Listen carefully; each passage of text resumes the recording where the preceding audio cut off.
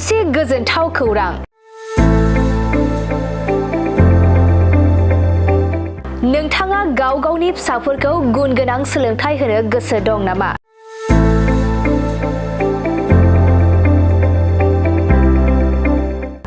Bodoland star academia नोंथांमोननि थाखाय लानानै फैदों मोजां खौरां।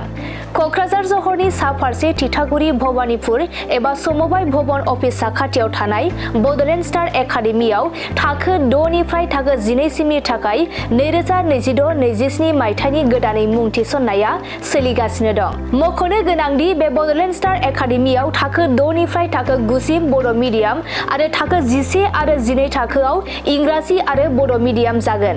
लोगोसे बे फरायसालियाव साइन्स, आर्टस आरो कमार्स स्ट्रिम थागोन। बे फरायसालियाव हौवासा आरो हिन्जावसाफोरनि आलादा आलादायै थाग्रा हस्टेलनि खाबुबो दं।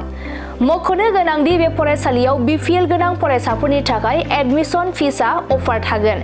जाय फरायसाफोरा बर' मिडियामजों टप 10 बे फरायसाफोरनो 2 बोसोरनि थाखाय फ्रियाव फुल कर्स होनाय जागोन। बे बड'लेण्ड स्टार एकाडेमियाव फरायसाफोरनो मोजांथार खाबुफोरबो होदों, जेरै सानफ्रोमबो जीके, कम्पिउटार, रिजनिं, इंलिश स्पिकिंनि जुनिया क्लास मोननो हागोन। मोनफ्रोमबो दानाव मक टेस्ट मोननो हागोन। मोनफ्रोमबो सनिबाराव उफ्रा मावफारिनि फोरोंथायनि खाबु होनाय जागोन। सानफ्रोमबो फ्रियाव जेईई आरो नीटनि फोरोंथाय होनाय जागोन। 85% बारा मोननाय फरायसाफोरा फ्रि एडमिशन मोननो हागोन। बे बड'लेण्ड स्टार एकाडेमि फरायसालिया थाखो 6 निफ्राय थाखो 9 फरायसाफोरनि थाखाय मोनफ्रोमबो थाखोआव गासै सा 20 फरायसाफोरनि मुं थिसननाय जागोन।